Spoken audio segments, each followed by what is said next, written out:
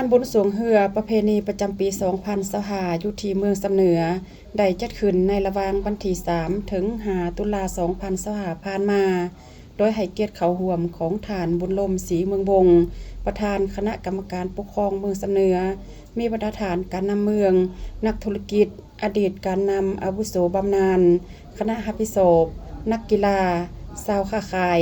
และพ่อแม่ประชาชนเข้าร่วมอย่างหลวงหลายการจัดงานบุญสวงเหือประเพณีครั้งนี้ก็เพื่อเป็นการสืบต่อเสริมขยายมูลเสื่อทางด้านวัฒนธรรมเหตุของประเพณีอันดีงามของศาสตร์ของเผ่าโดยติดพันกับการท่องเที่ยวงานบุญสวงเหือดังกล่าวได้จัดขึ้นอยู่ที่อ่างขังน้ำห้วยแมนเมืองสำเหนือแขวงหัวพันซึ่งมีทีมนักกีฬาเข้าร่วมแข่งขันทั้งหมด17ทีมในนั้นทีมชายมี10ทีมทีมหญิงมี7ทีม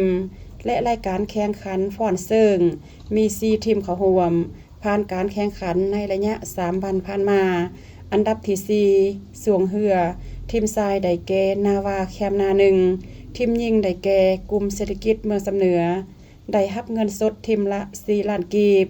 อันดับที่3ทีมชายได้แก่ทีมปกสแขวงหัวพันทีมหญิงได้แก่แผนกศึกษาธิการและกีฬาแขวงหัวพันได้รับเงินสดทีมละ6ล้านกีบอันดับที่2ได้แก่ทีมบ้านนาทองทีมหญิงได้แก่ปกสแขวงได้รับเงินสดทีมละ8ล้านกีบและรางวัลชนะเลิศที่1ทีมชายได้แก่นาวาแคมนาสง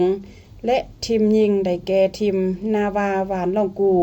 ได้รับขันเงินทีมละ1หน่วยพร้อมด้วยเงินสดทีมละ10ล้านกีบผ่านการแข่งขันฟ้อนเซิงอันดับที่4ได้แก่ทีมบ้านสำเหนือได้รับเงินสด500,000กีบอันดับที่2ได้แก่ทีมแผนกวัฒนธรรมและท่องเที่ยวแขวงได้รับเงินสด1ล้านกีบอันดับที่2ได้แก่ทีมบ้านพันไซ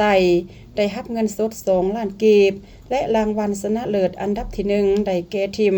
แผนกศึกษาธิการและกีฬาแขวงได้รับเงินสด3ล้านกีบให้เกียรติมอบขันรางวัลโดยแมนฐานบุญลมศรีเมืองวงประธานคณะกรรมการปกครองเมืองสำเหนือแขวงหัวพันและการนำเมืองสำเหนือ